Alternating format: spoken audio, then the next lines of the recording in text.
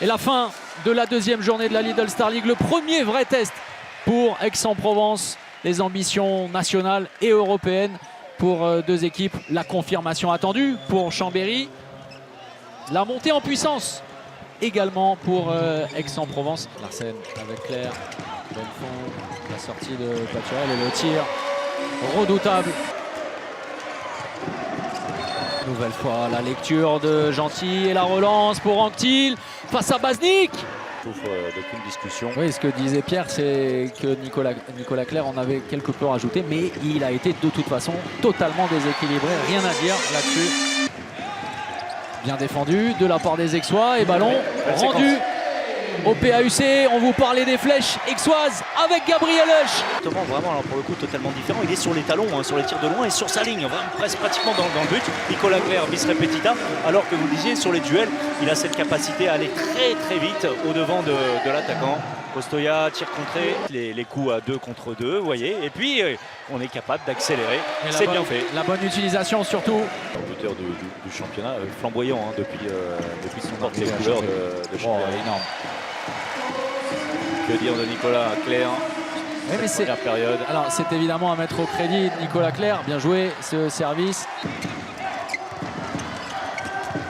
Gros arrêt, énorme arrêt. La solution avec Mathieu Hong, Baptiste Bonnefond, gêné par Faroudine Melic. Et Pierre Paturel qui gratte le ballon à son tour. Attention au tirage de maillot.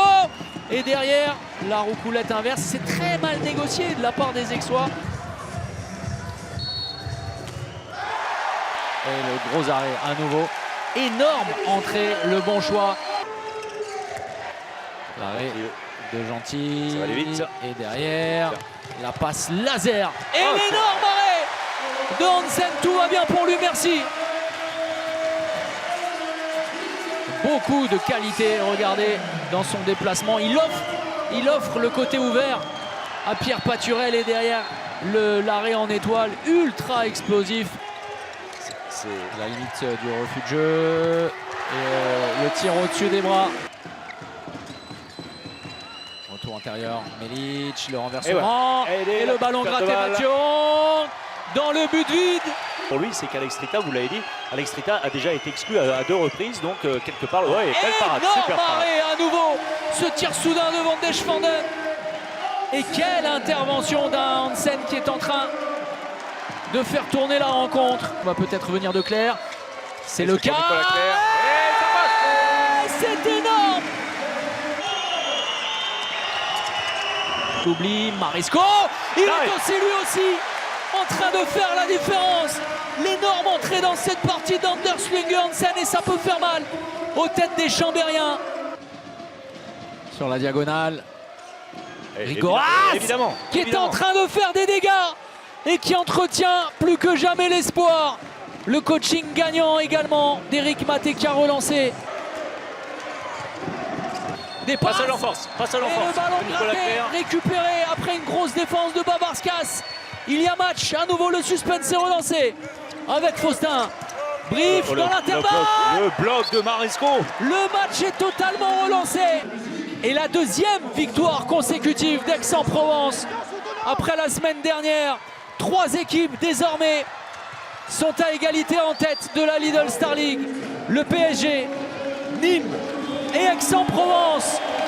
La première grosse victoire du PAUC face à un adversaire direct pour l'Europe. Chambéry au tapis.